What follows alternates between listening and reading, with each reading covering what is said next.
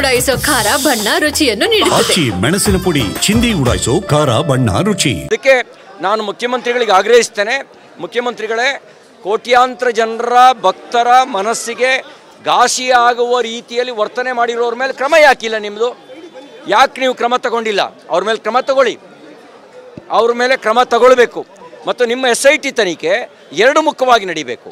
ಹೇಗೆ ಒಬ್ಬ ಅನಾಮಿಕ ದೂರುದಾರನ ದೂರನ್ನೇ ಆಧರಿಸಿ ನೀವು ತನಿಖೆ ನಡೆಸಿದ್ರೋ ಅವನ ಹಿನ್ನೆಲೆಯೂ ತನಿಖೆ ಆಗಬೇಕು, ಅದು ತನಿಖೆ ಆಗಬೇಕು.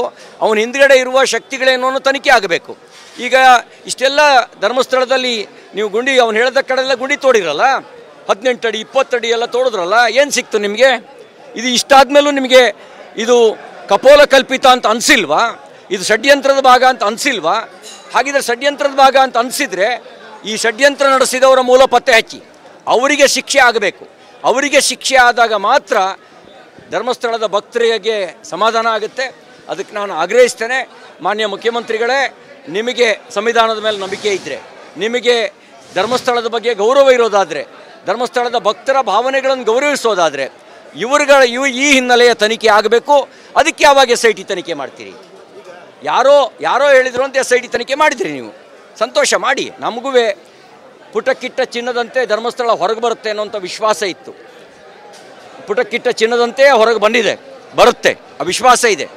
ಆದರೆ ಷಡ್ಯಂತ್ರ ಮಾಡಿದವರನ್ನು ಅವ್ರ ಬಗ್ಗೆನೂ ತನಿಖೆ ಆಗಬೇಕಲ್ಲ, ಆ ತನಿಖೆ ಮಾಡಬೇಕು ಅಂತ ಆಗ್ರಹಿಸ್ತೇನೆ. ಸೋಷಿಯಲ್ ಮೀಡಿಯಾ ಏನು ಷಡ್ಯಂತ್ರ ಮಾಡಿದ್ರು, ಅವ್ರಿಗೆ ಎಲ್ಲಿಂದ ಹಣ ಬಂದಿದೆ, ಇದ್ರ ಹಿಂದ್ಗಡೆ ಯಾರಿದ್ದಾರೆ, ಇದು ಕೂಡ ತನಿಖೆಯ ಭಾಗ ಆಗಬೇಕು.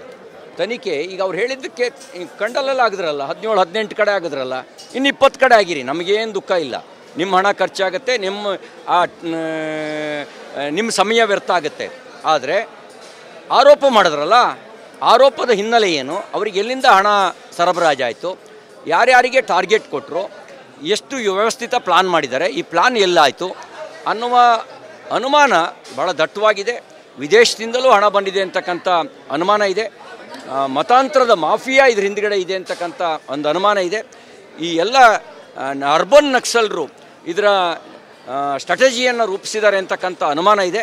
ಈ ಎಲ್ಲ ಅನುಮಾನಗಳ ಬಗ್ಗೆ ತನಿಖೆ ಆಗಬೇಕು. ನೀವು ಧರ್ಮಸ್ಥಳದ ಬಗ್ಗೆ ಅನುಮಾನ ಪಟ್ಟವ್ರ ಬಗ್ಗೆ ಅದು ಶತಮಾನಗಳಿಂದ ಇರುವ ನಂಬಿಕೆಯನ್ನೇ ಅಲ್ಲಾಡಿಸೋ ರೀತಿಯಲ್ಲಿ ನೀವು ತನಿಖೆ ಮಾಡಿಸಿದ್ರಿ. ಈಗ ಈ ಬಗ್ಗೆಯೂ ತನಿಖೆ ಆಗಲಿ, ಇದು ಭಕ್ತರ ಭಾವನೆ, ಈ ಬಗ್ಗೆಯೂ ತನಿಖೆ ಆಗಲಿ, ತನಿಖೆ ಆಗಬೇಕು ಅಂತ ಆಗಿದೆ.